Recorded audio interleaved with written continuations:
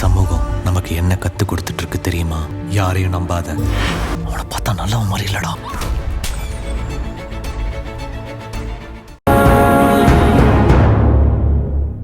உமா, நீ பயப்படாத.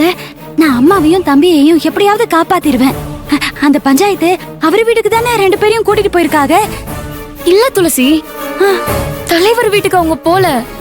அவங்க செங்கல் சூளைக்கு அம்மாவையும் செந்திலையும் கூட்டிட்டு போய் எரிக்க போறது அங்க இருந்து எல்லாரும் பேசிட்டு இருந்தாங்க துளசி. அவங்கள செங்கல் சூளைக்கு தான் கூட்டிட்டு போயிருப்பாங்க. என்ன சொல்ற? செங்க சூளைக்கு கூட்டிட்டு போயிருக்காளா? சரி, நீ வா, நம்ம அங்க போலாம். வா வா வா, ஏறு.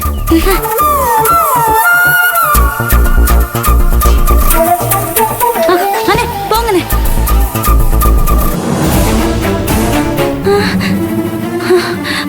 ஆமா.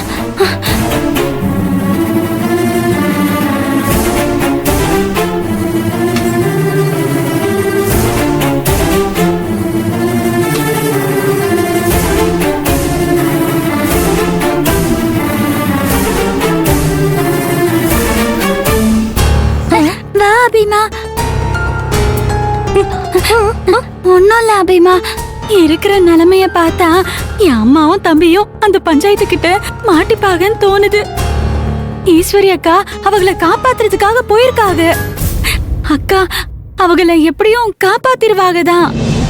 ஆனா எனக்கு இங்க இருக்கவே தோணல அபிமா. மனசு அப்படியே படபடன்னு அடிக்குது.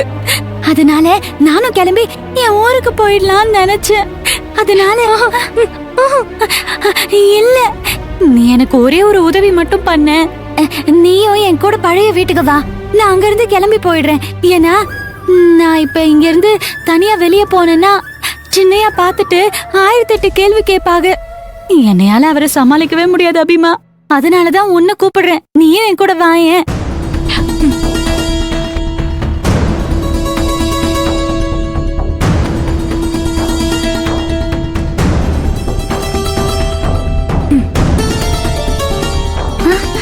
அக்கா, நீங்க எங்கேயும் போக வேண்டாம்.